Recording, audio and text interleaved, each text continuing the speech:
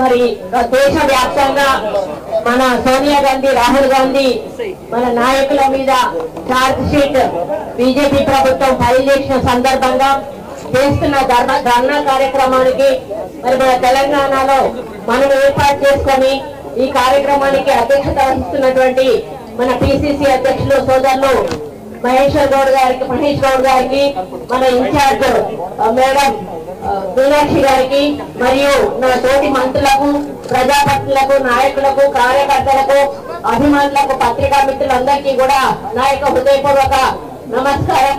ముందు మాట్లాడిన పెద్దలందరూ కూడా చాలా వివరంగా మరి బీజేపీ ప్రభుత్వం ఏం చేస్తా ఉన్నది, కావాలని కాంగ్రెస్ ప్రభుత్వాన్ని, కాంగ్రెస్ పార్టీని ఏ విధంగా అణగదొక్కాలని ప్రయత్నం చేస్తా ఉన్నది అని చెప్పడం జరిగింది. నేను ఒకటే చెప్పదలుచుకున్నాను, మరి కాంగ్రెస్ పార్టీ ఈ రోజు పుట్టింది కాదు. ఆనాడు స్వాతంత్రం తెచ్చినప్పటి నుంచి కూడా ఈ రోజు వరకు కూడా ప్రజల సంక్షేమం కోసం, అభివృద్ధి కోసం పోరాడుతున్నటువంటి పార్టీ కాంగ్రెస్ పార్టీ. మరి ఆ రోజు బీజేపీ పార్టీ ఎక్కడ పోయింది, ఎక్కడ ఉన్నది అని చెప్పి మనం అందరం కూడా ఆలోచించాలి, మోడీని ప్రశ్నించాలి. ప్రజలు కూడా దీని గురించి ఆలోచించాల్సిన అవసరం ఉన్నది. మరి ప్రధానమంత్రి పదవులు వచ్చినా కూడా త్యాగాలు చేసినటువంటి కుటుంబం ఈ రోజు సోనియా గాంధీ గారి కుటుంబం.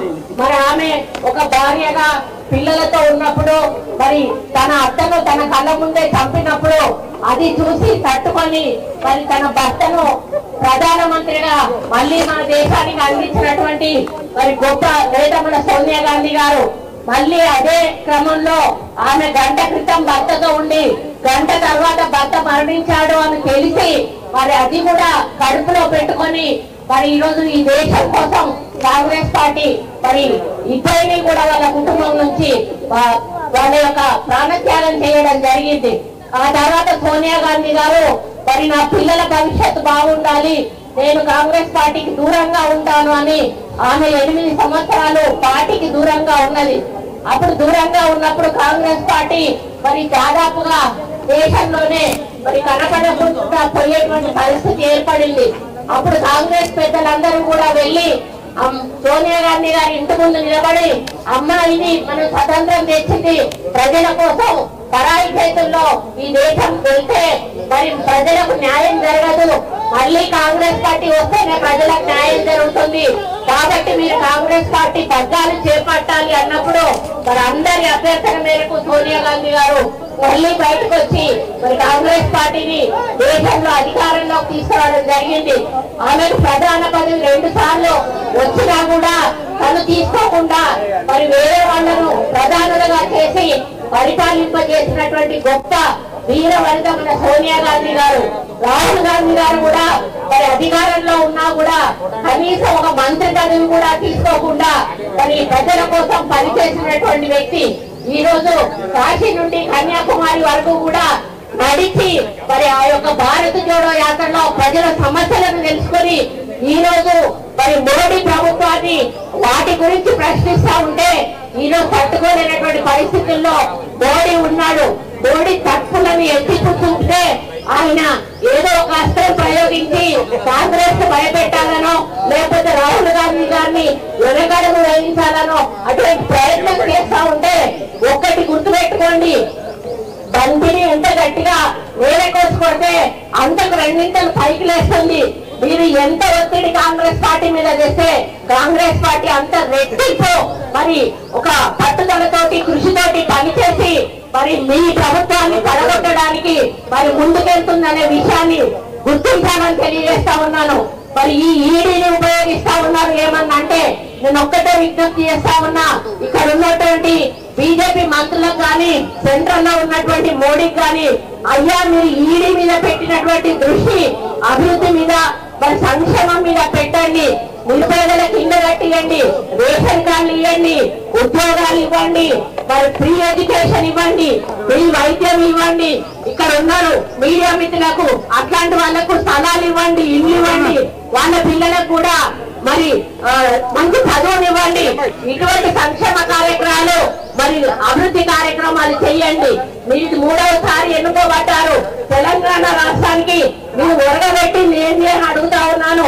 ఇక్కడున్న ఇద్దరు మంత్రులు కనపడరు, వినపడరు, 1 రూపాయి తెచ్చేది లేదు, పెట్టేది లేదు.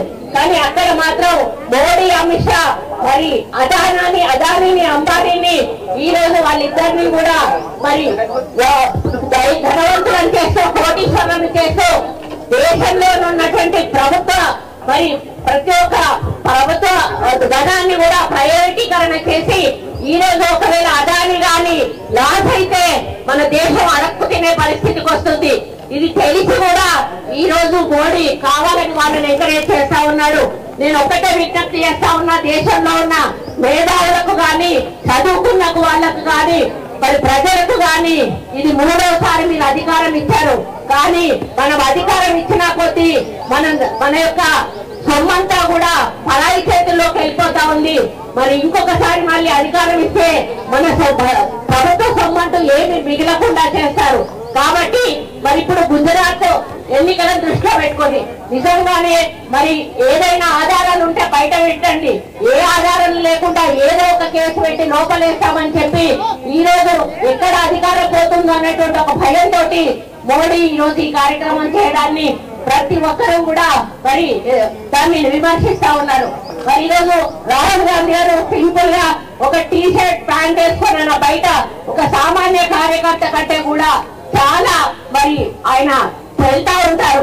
కానీ ఈరోజు మోడీ ఒక డ్రెస్ లక్షల రూపాయల్లో ఉంటుంది.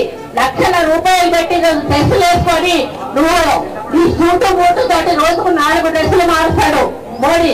ఒక 4 డ్రెస్సులకి ఎంత ఖర్చు వస్తుంది?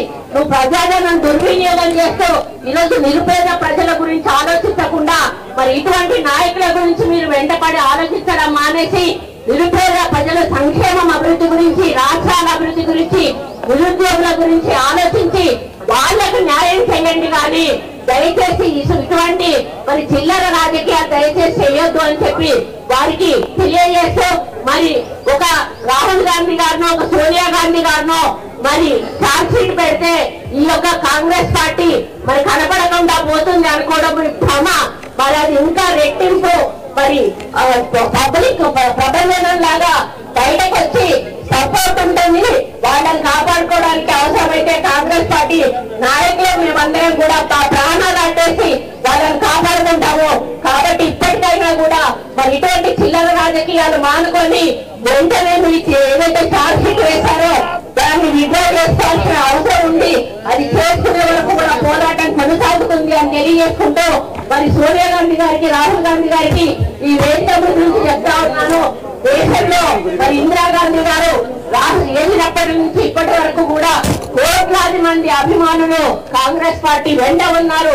కోట్లాది మంది నిరుపేదలు మీ వెంట ఉన్నారు. నాయకులు, కార్యకర్తలు ఉన్నారు. కాబట్టి మీరు భయపడద్దు అని మీరు చెప్పారు. మాకు భయం అసలు లేదు.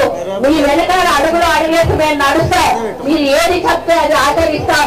కానీ వచ్చే ఎన్నికల్లో ఏ ఎన్నిక జరిగినా కూడా తప్పనిసరిగా బీజేపీ ఓటమి పాలు కావాలి, కాంగ్రెస్ అధికారంలోకి రావాలి. దానికోసం మనం యుద్ధం చేసైనా సరే అది సాధించుకుందాం. మీ వెంట మేము ఉంటామని తెలియజేసుకుంటూ ఈ అవకాశం ఇచ్చిన పెద్దలందరికీ కూడా పేరు పేరున ధన్యవాదాలు అర్పించుకుంటూ తీసుకుంటా ఉన్నాను. జై Congress. All India Congress committee SC విభాగం చైర్మన్ రాజేష్ గారిని మాట్లాడారు.